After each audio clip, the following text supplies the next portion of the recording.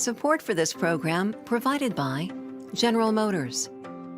Additional support provided by these sponsors.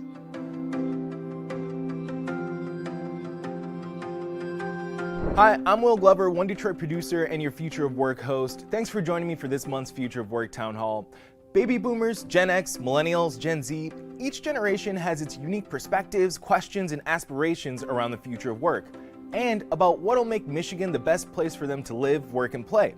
It's no secret that Michigan as a state has been losing population, the share of people staying here are older than the national average, and while we have some of the best universities in the world training some of the best minds of the future, we can't get them to stay.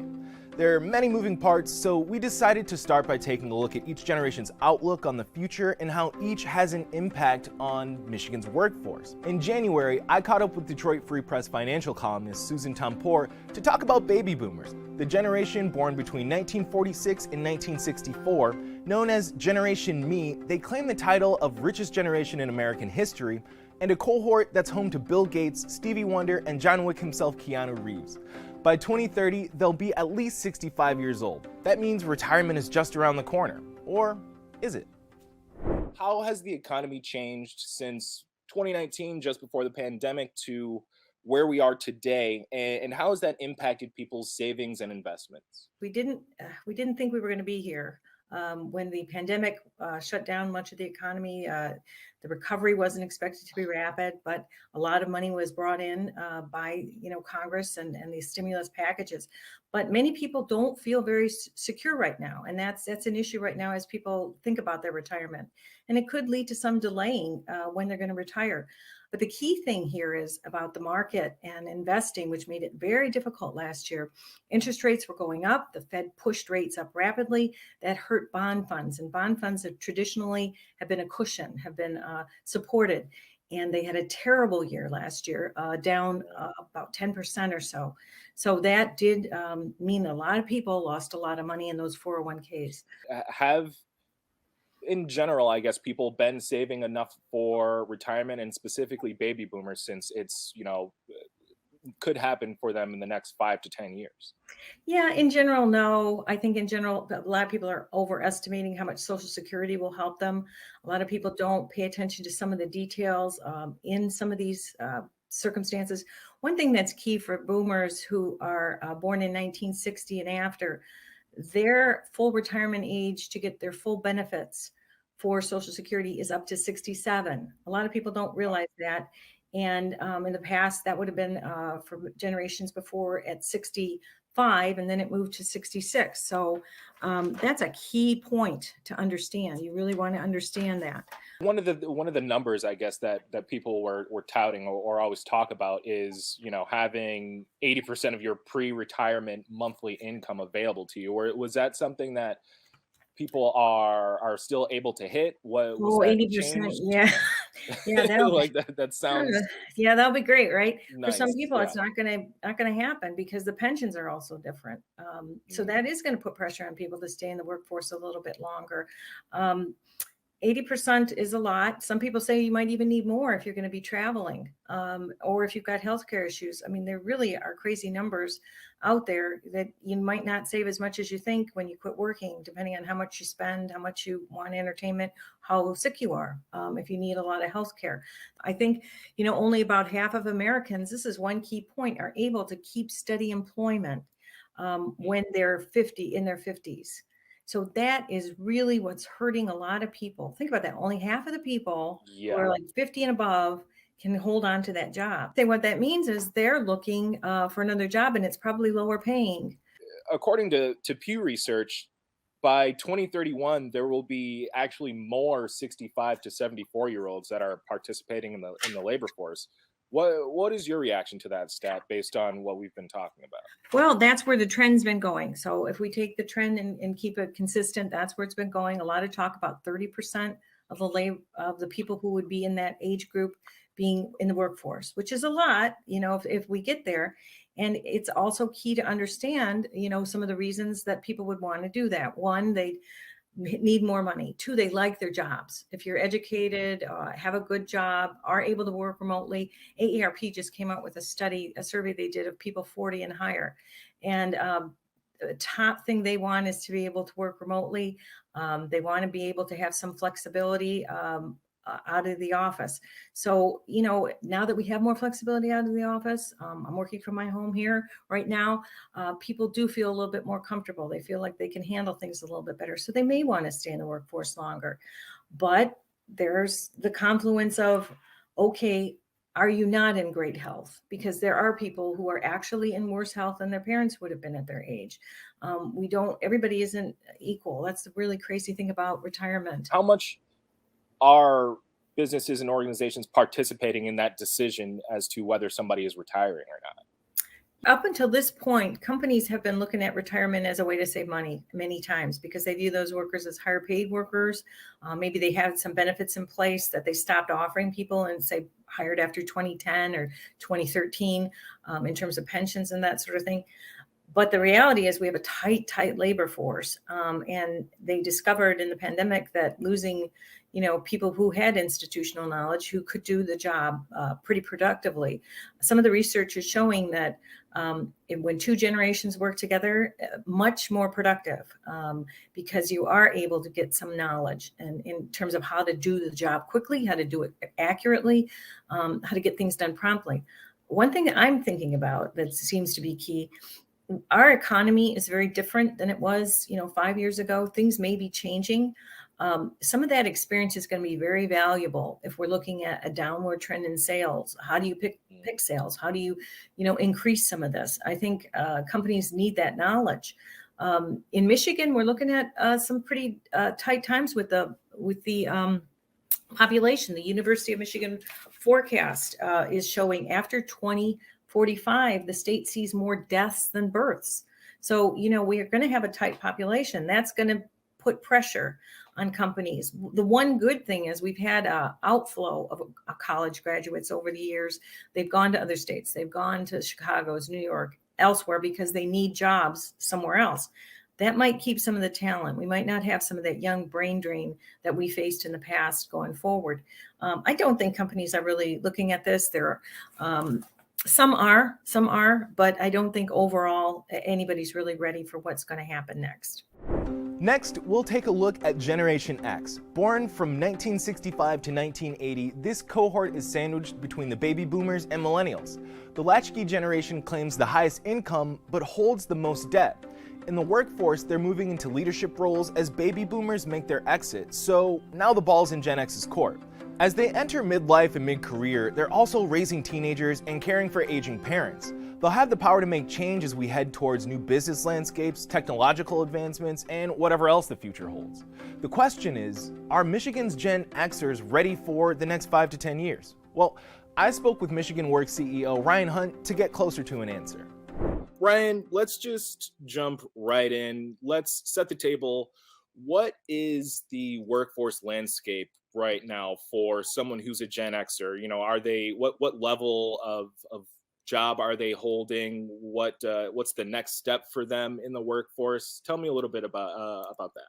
First and foremost, I'd like to talk about some trends that we're seeing right now in the workforce. Just a few years ago, millennials surpassed Gen Xers as the largest generation in workforce in terms of just the sheer volume of workers that are currently engaged in the workforce in 2023. And with baby boomers either having retired or staring down retirement themselves, there's plenty of older Gen Xers who are also kind of following suit with those baby boomers. Maybe they're preparing for retirement themselves. We know that for the most part, Gen Xers will be in the workforce again for the next 10 to 30 years. So we need to make sure that they are continuing to have a significant impact in the workforce. Of course, they certainly are. Gen Xers are now also entering their prime income ages. We know that typically the age 45 to 54 in the United States is typically the age demographic that sees the largest growth in terms of potential earnings over the course of that time period. So many are either entering or have entered that prime income age as we speak. In addition to entering their prime income age, they're also making up the majority of leadership positions across the workforce. That's not just here in Michigan or in the United States, but globally, Gen Xers make up about 51% of leaders in organizations with an average of about 20 years of work experience. So they've certainly followed that natural progression of going from entry-level positions all the way up through, middle management, now into upper-level management and leadership positions in both the public and private sector. And how valuable are Gen Xers with that breadth of experience in the workforce already going to be for any kind of organization or company going into the future? Because they're taking up the mantle for boomers, but they just have so much more experience than a lot of millennials do. Really, they are kind of that forgotten middle child between the baby boomer generation and the millennials. That's just not my take. It's not me speaking on my own personal opinions, but I'd let the data speak for itself. Over the last several years, we've seen Gen Xers with an average promotion of only 1.2 promotions over a 5-year period. That's lower than both millennials and baby boomers. What does Michigan need to be doing to make, jobs themselves, the work itself, more attractive to get people to come here? Some things that Michigan can do, and I think Michigan does do quite well, and we just really need to double down on those efforts, is accentuating those positive attributes of our state. Many people may not know if they live outside of the Midwest, but Michigan has the largest shoreline of fresh water in the country, and we certainly look at our wonderful assets, and our natural beauty is on par with other parts of the state or other parts of the country and other parts of the globe, quite frankly. So for folks that are looking for that live, work, play aspect where you're never too far away from some of those outdoor amenities, but we also have a number of cultural assets that we continue to highlight, institutions of higher learning for folks like myself who are big sports fans, big professional sports teams like the Red Wings and the Tigers, the Lions and the Pistons. Those are all key attributes that we just need to continue highlighting to folks that live outside of Michigan, not just to come here to tour the state, but hopefully come here and relocate to the state so that we can continue to grow in population in the coming years. If we do have, a perfect marketing campaign, Pure Michigan is a global phenomenon. It goes viral. All the right things happen for us in the right ways. Are we ready as a state infrastructurally to handle an influx in population and people like that? Do we have the jobs? Do we have the amenities? Do we have the things that we need to get what we're asking for? We certainly have the jobs. I don't think that's the issue here. We have an average of about 500,000 job openings in Michigan, and similar to many other parts of the country, there is way more job openings compared to the number of individuals searching for jobs. So the jobs are certainly here. We would certainly encourage anybody that is interested in looking for their next professional journey to take a look at Michigan. We have a range of occupations and industries that are hiring, from advanced manufacturing to IT to healthcare. The jobs are certainly there. I think the infrastructure largely is there, and we are seeing some significant investments that have been outlined, perhaps, for example, in the governor's executive budget recommendations on advancing some objectives and investments into affordable housing, because that is always a concern, not just in Michigan, but across the country. If we have workers come in, we need to make sure that they have places where they can live that are affordable, that are not outside of their reach for the salaries or wages that they are currently receiving. So that's all very positive news from an infrastructure standpoint. And of course, as I mentioned here before on this chat today, the cultural amenities, the natural assets are certainly all there as well. I think Michigan is primed for a very significant comeback in terms of population increases over the next few decades. I'm super bullish on our prospects as a state to reap the benefits of relocations from individuals that might be seeking a new opportunity in a climate like Michigan's that is very favorable toward that growth. Moving on to the cohort I belong to, millennials. In the US, roughly 73 million millennials were born between 1980 and 1996 and came of age as the events of 9/11 sparked the longest war in US history, a financial collapse that led to the 2008 economic recession as they entered the workforce, and all this while accruing a staggering amount of student loan debt that, according to educationdata.org, resulted in 491,000 Michigan millennials owing around $17 billion today. Across the country, cities and states are doing everything they can to attract millennials that have the talent and future buying power to maintain a strong economy. With the eldest in their early 40s, many millennials have let go of the expectation of having a 20-year career with a single employer, which means that they're willing to move to the place that offers the best and brightest future. The question is, Is Michigan that place? I had a great conversation with Ford Product Marketing Manager and Let's Detroit Ambassador Marjace Miles about just that. Check it out. Just tell us about a little bit of your journey. Were you born and raised here? Have you been here the whole time? Have you left and come back? Yeah, so yep, born and raised here in Metro Detroit. Spent most of my life in Oak Park. Went to Ferndale High School for high school, went to Wayne State University for undergrad. I went to the University of Michigan Ross School of Business for my MBA. So Michigan. What about Southeast Michigan, the Detroit area, has kept you here? Because again, you have options. Marketing and marketing within the automotive industry was really appealing to me. I mean, that's an industry that is growing and evolving each day. And so for me, what's best for my career, what's best for my family is chasing after that. In your experience, because you've been here, you've been in the industry, and you've played multiple roles in the industry as well. Have you seen that there are opportunities for millennials who are at a professional level as you are? Has that been something that you've noticed? Like, obviously you're doing well, but there are other opportunities for people. For so long, we're expecting that big fish, that, Amazon World Headquarters 2.0. Remember when that discussion happened? Yep. But that's not how we're set up. Not as a region, not as a city. We're set up like the bad boys. We're set up like the Pistons, where you have one small piece added to another piece, added to another piece. Part of one of the things you do, as we said also in the open, is your work with Let's Detroit. You said you've been doing that for a couple of years. So just tell us, for those who are unaware, what is Let's Detroit and what your role is as an ambassador has been? Yeah, so Let's Detroit is a part of the Detroit Chamber of Commerce, and really, Let's Detroit is just a connector. Detroit, Metro Detroit, it's small to us locals, but for transplants, people trying to enter this area, it can be pretty big. I mean, it's hard to find your network, the best companies to work for, places to visit, organizations to create an impact on. And what Let's Detroit's goal is to make that easier. They want to connect young professionals like myself to other young professionals. Point blank, period. What they're finding is we can Google best restaurants to go to. You can LinkedIn best places to work. But when it comes from somebody that's experienced it, myself, it's more impactful. I'll give you examples. So I'm a Black male. I'm married. I live in the suburbs. I work in automotive. That's my experience. It's unique. And I can share that gospel of Detroit with, let's say, 10 people at different bars, at networking events, but that only goes so far.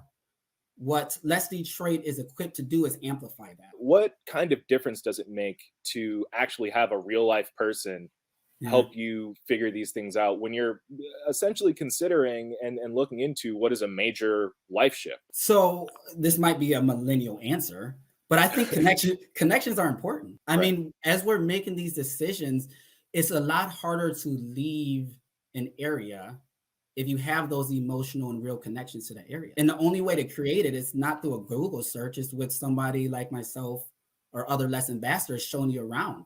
I'll give one example, not directly associated with Let's Detroit, but at Ford, we have interns. They come in every year, 11 weeks. Over the last few years, they've been remote. And we've only got a chance to bring them here for a week at a time or even a weekend at a time. Last year, when we had our interns come in for only 4 days, first of all, we packed so much into those 4 days. I don't know how they survived. We floated the Huron River. We took them to the DIA. We took them to sporting events. We had a barbecue. But the amount of times that people said, I did not know Detroit had so much to offer. Wow, I did not know that the riverfront was so cool. I didn't know, and this is a quote, I didn't know Michigan had beaches. It really is. How often do you encounter that type of thing? Because when you say someone was unaware that Michigan has beaches and Michigan has the world's largest freshwater coastline, exactly. It just doesn't. Is that a common thing where people are just lacking what we think is basic information about this place? 100%. And it's because for so long we haven't controlled our narrative. I mean, there's been obviously stuff in the news. We can go into the social, political, climate, and things like that if we wanted to. But at the end of the day, the news has controlled what is Detroit, what is Michigan for way too long. And until we get to a place where we're taking that narrative back, that's what's gonna happen.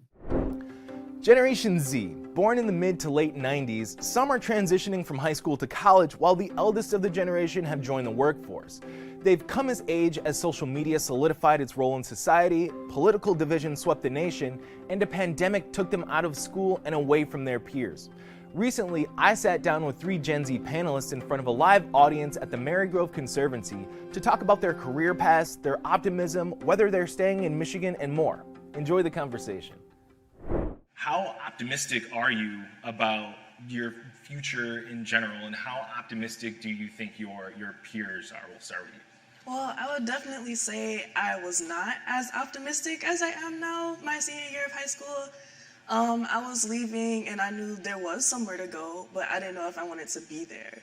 But I went knowing that I had experience in that area already. And going into illustration and fiber arts.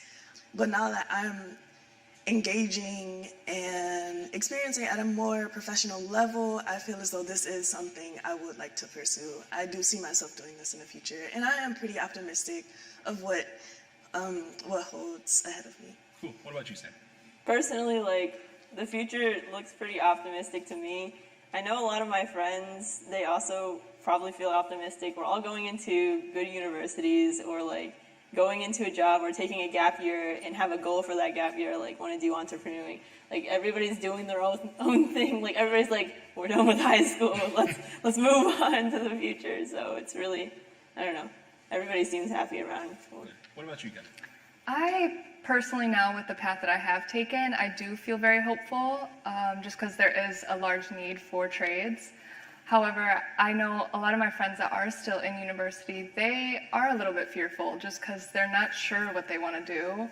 And it's hard when you're already going for one thing to then figure out what it is you want to do from there. In your K-12 education, have you had any courses that were geared specifically toward you experiencing, learning about, or making any sort of decisions, or aiming you towards any sort of career pathways or anything like that? Kendall, we'll start with you. I went to a private school for high school, and there weren't really any options given to us for trades. It was mainly pushed to do something, whether it was with science, politics, medical. Sam? I mean, at least at my school, it's freshman year, and then you get to do a choose your adventure kind of thing. So there's a engineering type area that you can choose to go into that, and a bunch of engineering classes open up. Even if you're in engineering, you could take medical classes, but you get priority in engineering. Yeah. I feel like there's not many opportunities unless we ask for it. I'm really glad that so many people are asking now, because a lot of people in this generation don't really speak up for exactly what they want. Do you think that the guidance that you guys are getting is applicable to the world that you're going into? Sam, let's start with you. I mean, yes. Whatever an adult says, for example, they would say their exact experience, and then you take it with a grain of salt, because then it's different times now. Same thing, grain of salt with everybody else's opinions. I do think that there is a little bit of a lack of understanding of what it is actually like to be in Gen Z per se, navigating the world, because it is changing. There's a lot of things that aren't the same anymore, whether it be, money or buying houses and things of that nature. It's much harder, and I think that, older generations really aren't equipped because we don't know where it's progressing.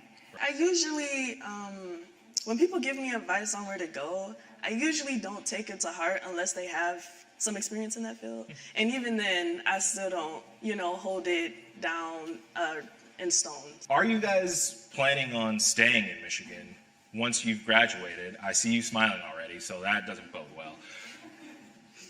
And are your peers going to be staying here? What are the conversations that you guys are hearing amongst your friends? Unless you guys can bend the climate to be a little more warm.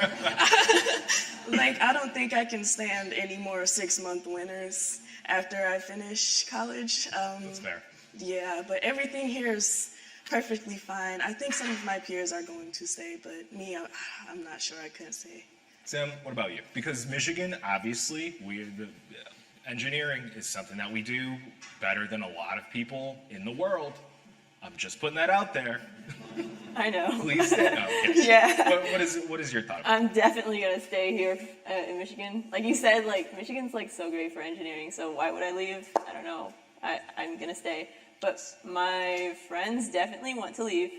Again, it's out of anybody's control. It's the weather. Is it really that, Kendall? Well, you're next. Is it really the weather? Yes. There's snow Yes. in New York. There's the California's I'm not on going fire to New half the York. time. I definitely have to go somewhere like in the middle or in the south. I cannot stay up here. Okay, Kendall, are you staying here?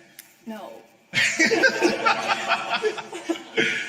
The matter of factness. So Yeah. why not? There's a lot of reasons. I feel like it's just because I grew up here. I want to see something different, experience kind of my own story and not just everything I've been around my entire life. And as for my friends, they've either already left Michigan or they are leaving. Thanks for joining me for this month's Future of Work Town Hall. Keep up with everything Future of Work at onedetroitpbs.org/Future of Work and follow me on social media at Will of Michigan. I'm Will Glover, and I'll see you in the future.